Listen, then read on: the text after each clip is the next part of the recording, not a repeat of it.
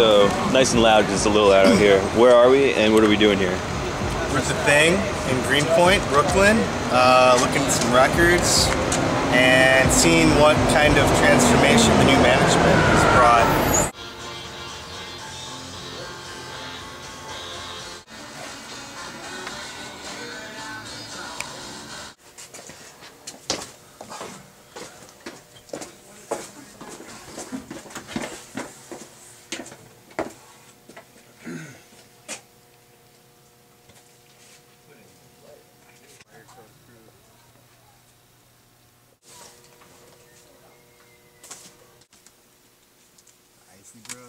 Well, this is on vinyl, but the first album I ever bought with my own money was Lionel Richie Dancing on the Ceiling.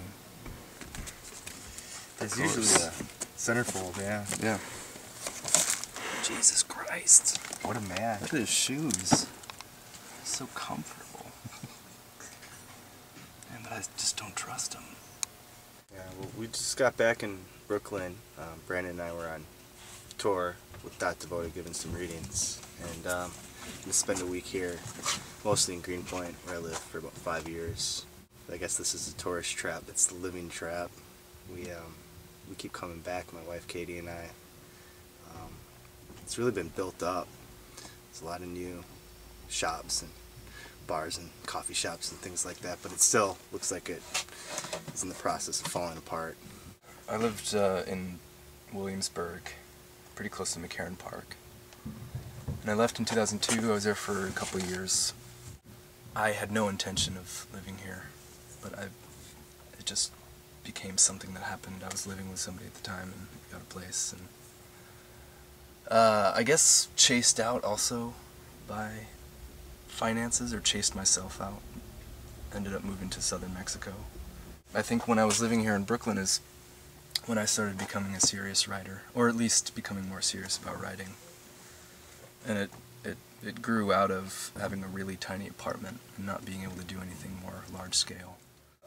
I love Brooklyn, but for some reason I would come back and just get really anxious and belligerent. Everything seemed absurd and I'd sweat a lot. Now, like when we drove in from Cambridge on Saturday and just getting on the BQE and looking at the skyline and crossing over whatever that cemetery is, Greenpoint Cemetery or Greenwood Cemetery. It just feels good. It makes this kind of sense that I don't get from any other city in the country. There's a part of us that never left here. I don't know. I don't know if people get as excited as Katie and I do getting on the Q33 bus, heading for the 7 train. We're really the Pulaski Bridge. We walked across the Pulaski Bridge twice a day, every day for work, and I mean that's you know that's my Brooklyn Bridge, the Hart Crane right there. Since I woke up,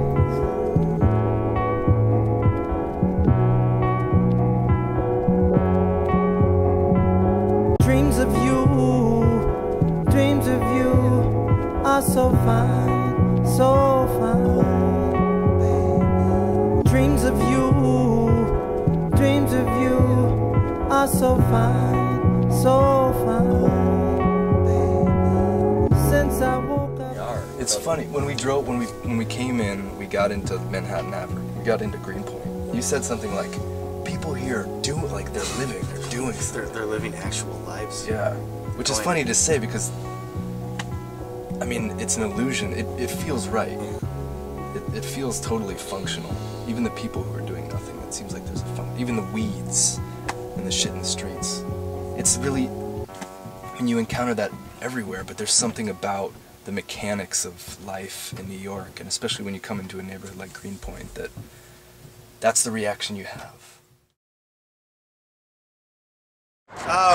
We're not 100% sure, but there's a nature walk along Newtown Creek where there's enough oil is spilled here that it's exceeded the amount from the accidental Des spill. There's supposed to be some ridiculously green space surrounded by concrete. Let's grab that. Hopefully we can find it.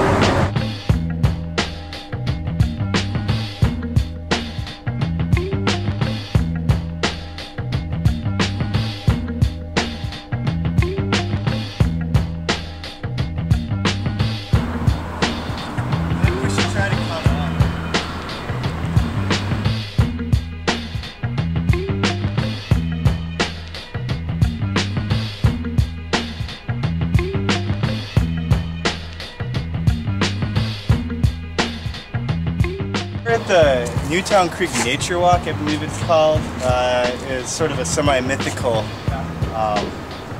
idea. When I was leaving here, it was here, but nobody really believed it existed. I guess we're going to see some grass right next to some sewage treatment. I guess it makes it green. Not really positive. We're not supposed to fish or drink or ride bicycles. EPA super fun.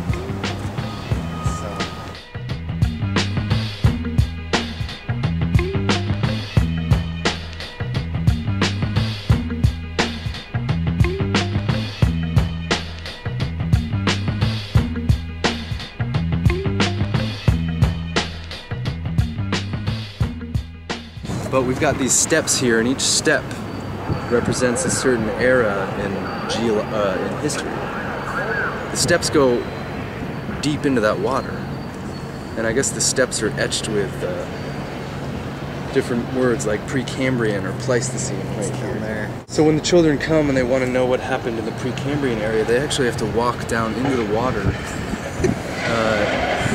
Things become numb. This is a map of where we are right now, I think. Yeah, it's the present. And this is what they're anticipating for 2017. So you can see we're right here on Whale Creek Canal. And they anticipate that in 2017 there will be dolphins. Right there. I mean, they're going to be circular shapes. It's going to be better than SeaWorld, man.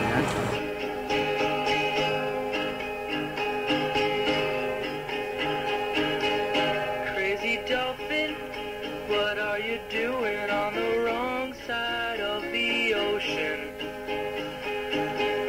Crazy dolphin, what are you doing on the wrong side of the fence?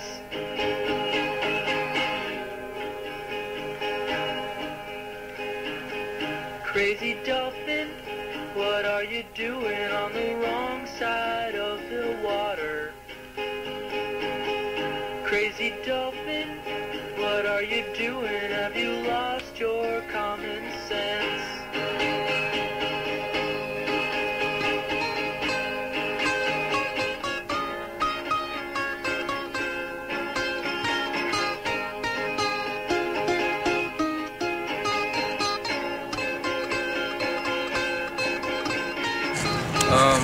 The Girl Without Arms is a book that came out fortunately in unison with Matt's Ordinary Sun, Black Ocean. And it's sort of a difficult book to describe. It's kind of a long love letter. You know, the entire last third of the book I didn't touch. It came out, I was, you know, for 8 months, I only slept maybe 3 hours a night, every night for 8 months. And I was writing a lot and watching a lot of movies and eating very little and thinking about people and thinking about the various ruins that I, in the wake of my life at the time, and feeling various unbearabilities. And so I wanted to keep that, I wanted to preserve that, and for better or for worse, I'm not really sure what the value of that is, but I wanted to preserve that path of destruction. And there's a great deal of it, and at the heart of it is just this real love and true empathy for you know, a few people in my life. It's Ordinary Sun is the result of 8 or 9 years of work, a lot of furious writing, a lot of furious self-destruction and poetry destruction and chiseling down to the hard things that I think are left in the book. Sort of a kaleidoscope of a narrative centered on the self in the act of disappearing. Of course, we don't know how to disappear. So what remained was that which cannot be destroyed, at least not by will. I wrote poems in the fury with as much passion, seriousness, and honesty as I could. Then I just tried to break them. Crazy dolphin, what are you doing? Have you lost your common sense?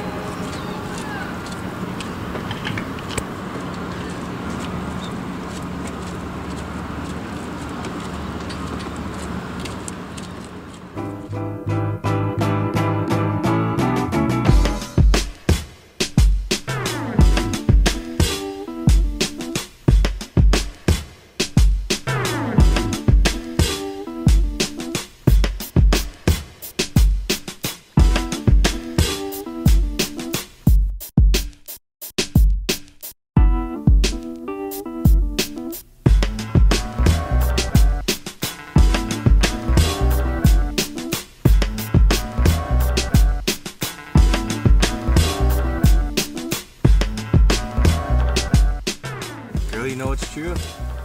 $5? No. Oh, really?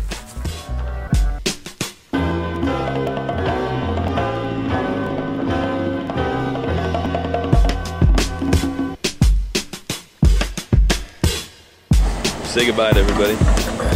Bye, everybody.